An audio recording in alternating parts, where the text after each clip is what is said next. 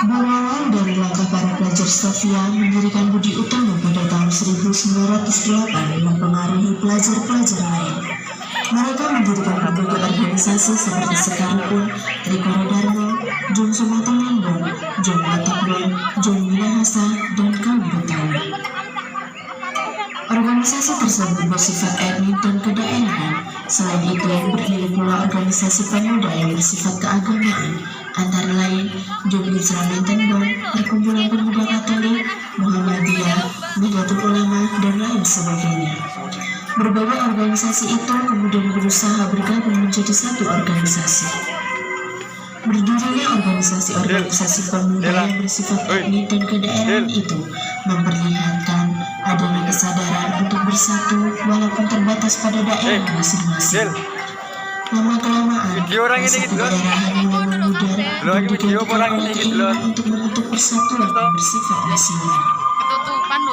Hal itu terjadi berkat adanya angkatan pribadi antar pemuda yang berasal dari daerah yang berlainan, tetapi belajar di lembaga pendidikan yang sama atau tinggal di pemondokan yang sama. Dari kontak-kontak pribadi tersebut timbullah saling pengertian. Pemuda dari daerah yang satu mulai memahami aspirasi pemuda dari daerah yang lain. Sekarang kita akan menyaksikan dan merasakan keramahan orang pribumi dahulu, namun tertindas dan tergilas oleh sekutu. Selamat menyaksikan.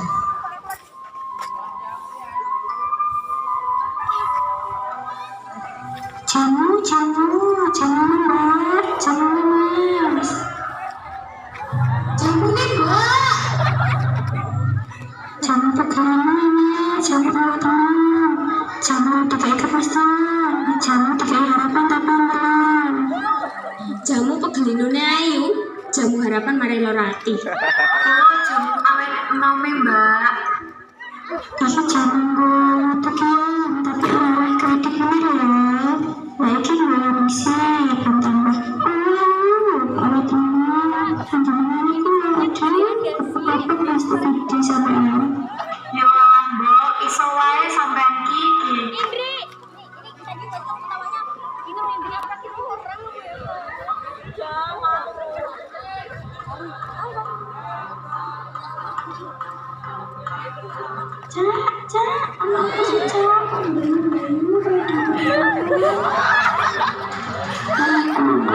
Seperti kita kemana?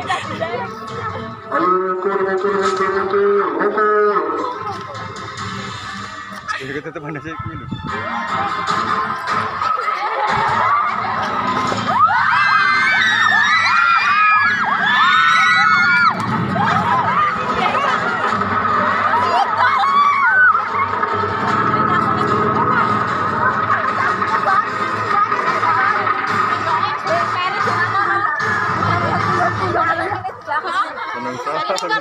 Tapi hilang.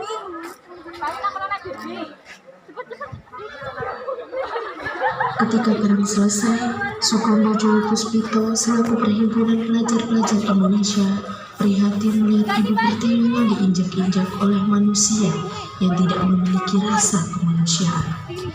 Maka dari itu, Sukondo berbicara empat mata kepada Muhammad Tabrani untuk mengadakan rapat secara tertutup untuk menyatukan kembali organisasi-organisasi yang sempat terpecah belah dan mengusung rencana untuk membunuh penjajah. Tanpa diketahui oleh pasangan tersebut, ternyata ada seorang wanita yang menolak percakapan mereka. Wanita itu adalah Putri Elias Petro, yaitu Putri Gubernur Fahmi. Dia mengaku bersama dua sahabatnya.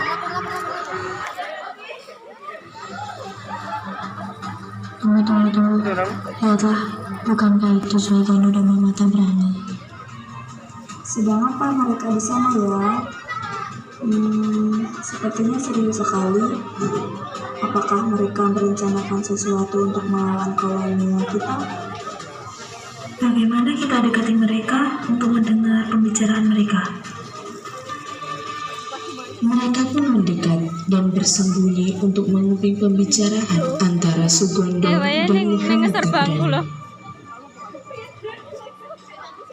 Ada apa dengan Ibu Pertiwi? Tidak hanya Ibu Pertiwi, itu Ibu Pertiwi kita juga. Kalau begitu mari kita selamatkan ibu kita dengan mengadakan rapat rahasia yang hanya dihadiri oleh pemuda dan membantu mewujudkan kemerdekaan Indonesia. Putri Anelis Kathleen yang mendengar percakapan tersebut pun terkejut dan berkata, Tidak bisa didiamkan, aku harus beritahu kepada Dewi. untuk apa? Mereka hanya mengadakan rapat saja. Lagian mana mungkin mereka sanggup melawan kawan kita? Kita jangan menganggap musuh kita lemah. Kita harus waspada, karena berbahaya dalam mereka bersatu, maupun kemungkinan kecil mereka bisa menang. Tapi benar yang dikatakan Arada. Ayo kita pulang dan memberitahukan ini semua.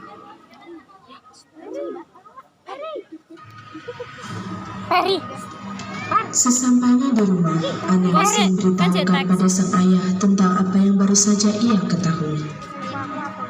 Dadi, saya mendengar percakapan Tuan Sodono dengan Tuan Tabrani.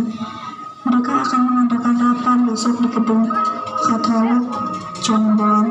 Kathleen harap Dewi akan tetap pada pendirian kita untuk merebut bangsa ini. Demi putriku nan manis, Dedi siap merebut bangsa ini. Kuberikan pas putriku. Dari apa yang baru saja diketahui oleh Gubernur Van Hofman tersebut, Gubernur Van Hofman telah menyusun rencana untuk melakukan penyerangan dan penggagalan rapat Anelis pemuda.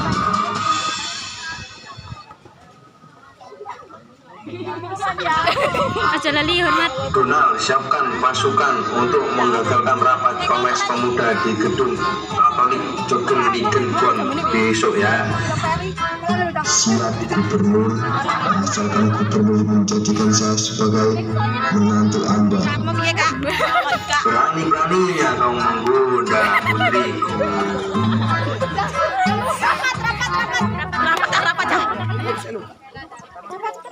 Pada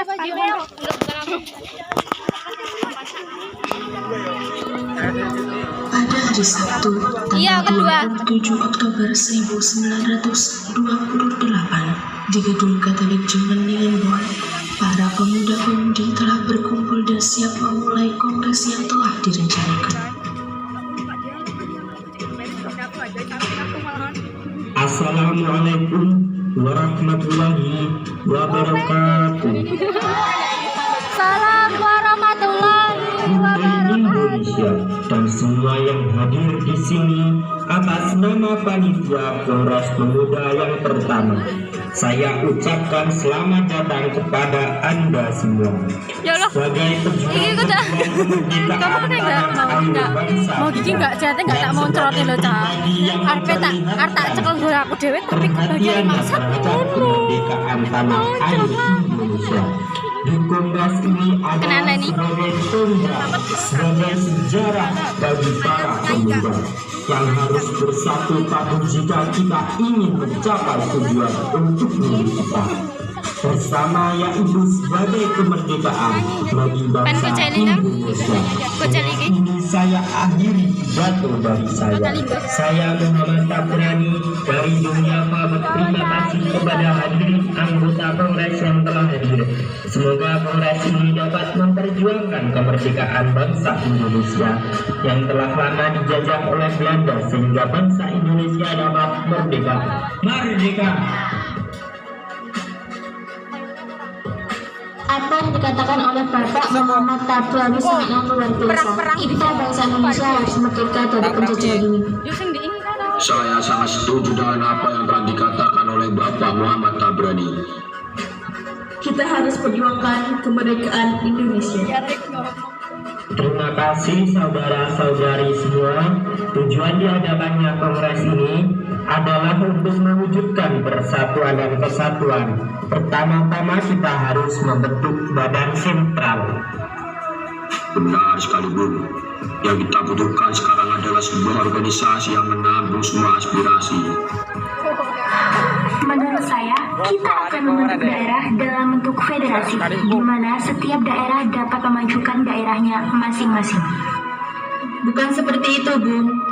Akan lebih bagus bila pemerintahan pusat dan pemerintahan daerah harus bisa menyatu dalam membangun pemerintahan. Karena apabila suatu daerah dibiarkan mandiri dan tidak bisa berkembang, maka akan menjadi suatu masalah. Saat kongres telah berakhir, sasaran utama kongres belum tercapai, yakni membentuk Badan Sentral Organisasi Pemuda. Badan Sentral tidak terbentuk karena terjadi perbedaan pendapat mengenai bentuk Badan Sentral tersebut. Kongres pertama menghasilkan keputusan-keputusan sebagai berikut, yaitu menyiapkan Kongres Pemuda kedua dan menyerukan persatuan berbagai organisasi pemuda dalam satu organisasi pemuda Indonesia. Maju ya, Kak. Mari kita sama, Bro. Namun, selang beberapa waktu terjadi penyerangan dari pihak sekutu atas anggota Kongres. Enggak apa-apa lo kamu Dini.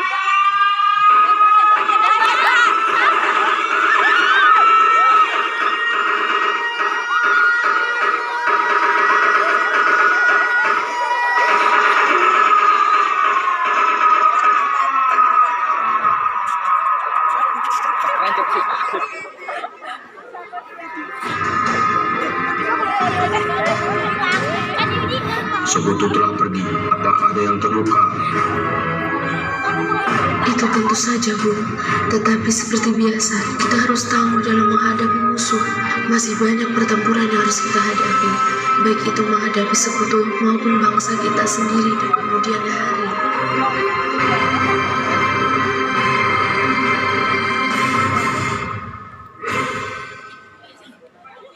Malah rebahan yang kono. Keesokan harinya, para pemuda-pemudi Kongres kedua. pada 7 Oktober 1928 di gedung Pos Java Bioskop untuk mengadakan kembali Kongres kedua. Gantian.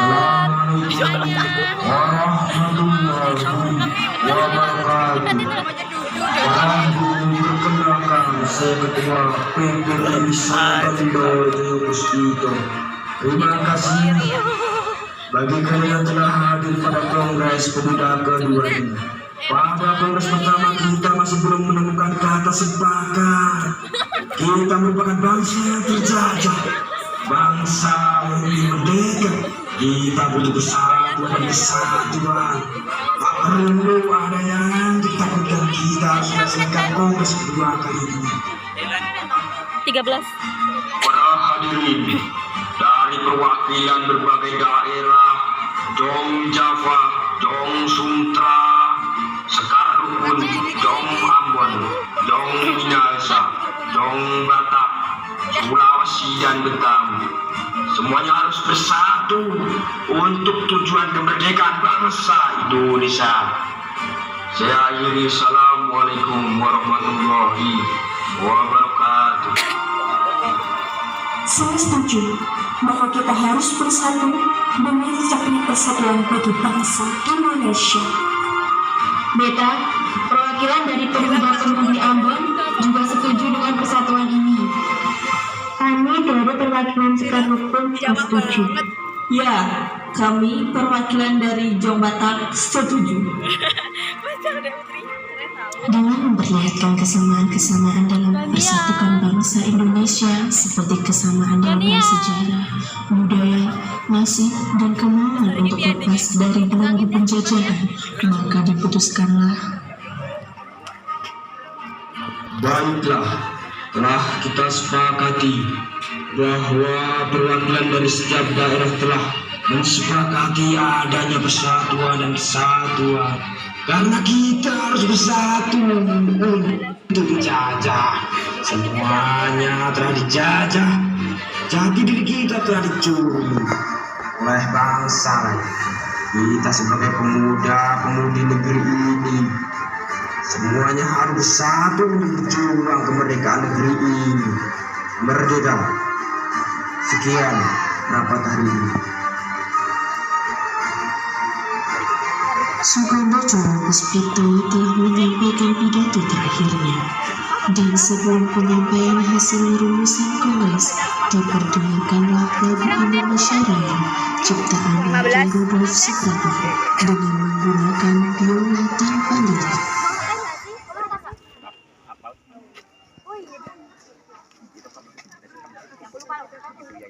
Kok berhenti?